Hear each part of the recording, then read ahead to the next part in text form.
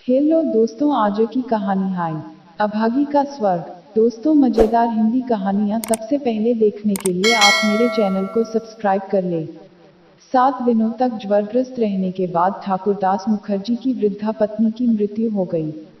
मुखोपाध्याय महाशय अपने धान के व्यापार से काफी समृद्ध थे। उन्हें 4 पुत्र, 4 पुत्रियां और पुत्र पुत्रियों के भी बच्चे, दामाद, पड़ोसियों का समूह, नौकर चाकर थे, मानो यहाँ कोई उत्सव हो रहा हो। धूमधाम से निकलने वाली शवयात्रा को देखने के लिए गांव वालों की काफी भीड़ इकट्ठी हो गई। लड़कियों ने रोते रोते माता के दोनों पांवों में गहरा आलता और मस्तक पर बहुत सा सिंदूर लगा दिया। बहुओं ने ललाट पर चंदन लगाकर बहुमूल्य वस्त्रों से सास की देह को ढक दिया और अपने आंचल के कोने से उनकी पदधूलि झाड़ दी। पत्र, पुष्प, गंध, माला और कलरव से मन को यह लगा ही नहीं कि यहाँ कोई शोक की घटना हुई है। ऐसा लगा जैसे बड़े घर की गृहिणी 50 वर्षों बाद पुनः एक बार नई तरह से अपने पति के घर जा रही हो। शांत मुख से वृद्ध मुखोपाध्याय अपनी चिर संगिनी को अंतिम विदा देकर छिपे छिपे दोनों आंखों के आंसू पोंछकर शोकार्त कन्या और बहुओं को सांत्वना देने लगे। प्रबल हरि ध्वनि, राम नाम सत्य है, से प्रातःकालीन आकाश को गुंजित कर सारा गांव साथ साथ चल दिया। एक दूसरा प्राणी भी थोड़ी दूर से इस दल का साथी बन गया। वह थी कंगाली की माँ। वह अपनी झोंपड़ी के आंगन में पैदा हुए बैंगन तोड़कर इस रास्ते से हाट जा रही थी। इस दृश्य को देखकर उसके पग हाट की ओर नहीं बढ़े। उसका हाट जाना रुक गया और उसके आंचल में बैंगन बंधे रह गए। आंखों से आंसू बहाती हुई वह सबसे पीछे शमशान में आ उपस्थित हुई। शमशान गांव के एकांत कोने में गरुड़ नदी के तट पर था।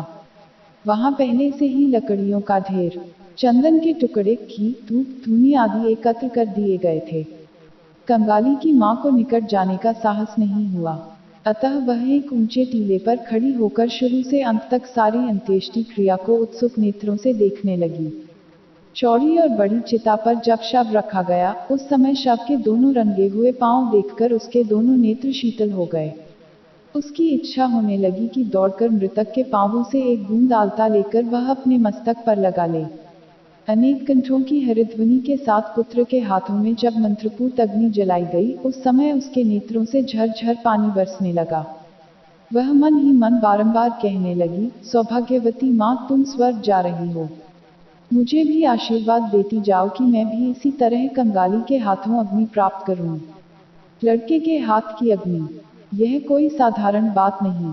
पति, पुत्र, कन्या, नाती नातिन, दास दासी, परिजन, संपूर्ण गृहस्थी को उज्जवल करते हुए यह स्वर्गारोहण देखकर उसकी छाती फूलने लगी, जैसे इस सौभाग्य की वह फिर गणना ही नहीं कर सकी। सद्य प्रज्वलित चिता का अजस्र धुआं नीले रंग की छाया फेंकता हुआ घूम घूमकर आकाश में उठ रहा था। कंगाली की मां को उसके बीच एक छोटे से रथ की आकृति जैसे स्पष्ट दिखाई दे गई। उस रथ के चारों ओर कितने ही चित्र अंकित थे। उसके शिखर पर बहुत से लता पत्र जड़े हुए थे। भीतर जैसे कोई बैठा हुआ था। उसका मुंह पहचान में नहीं आता, परंतु उसकी मांग में सिंदूर की रेखा थी और दोनों पत्तल आलता, महावर से रंगे हुए थे। ऊपर देखती हुई कंगाली की मां की दोनों आंखों से आंसुओं की धारा बह रही थी। इसी बीच एक 15-16 वर्ष की उम्र के बालक ने उसके आंचल को खींचते हुए कहा, तू यहाँ आकर खड़ी है, माँ भात नहीं पकाएगी। चौंकते हुए पीछे मुड़कर माँ ने कहा, पकाऊंगी रे। अचानक ऊपर की ओर अंगुली उठाकर व्यग्र स्वर में कहा, देख देख बेटा, ब्राह्मणी माँ उस रथ पर चढ़कर स्वर्ग जा रही हैं। लड़के ने आश्चर्य से मुंह उठाकर कहा, कहाँ? फिर क्षणभर निरीक्षण करने के बाद बोला, तू पागल हो गई है माँ, वह तो धुआं है। फिर गुस्सा होकर बोला, दोपहर का समय हो गया, मुझे भूख नहीं लगती है क्या? पर माँ की आंखों में आंसू देखकर बोला, ब्राह्मणों की बहू मर गई है, तो तू क्यों रो रही है, माँ? कंगाली की माँ को अब होश आया। दूसरे के लिए शमशान में खड़े होकर इस प्रकार आंसू बहाने पर वह मन ही मन लज्जित हो उठी। यही नहीं, बालक के अकल्याण की आशंका से तुरंत ही आंखें पोंछकर तनिक सावधान संयत होकर बोली, रोऊंगी किसके लिए रे? आंखों में धुआं लग गया, यही तो। हाँ, धुआं तो लग ही गया था, तू रो रही थी। माँ ने और प्रतिवाद नहीं किया। लड़के का हाथ पकड़कर घाट पर पहुंची, स्वयं भी स्नान किया और कंगाली को भी स्नान कराकर घर लौट आई। शमशान पर होने वाले संस्कार के अंतिम भाग को देखना उसके भाग्य में नहीं बंधा था।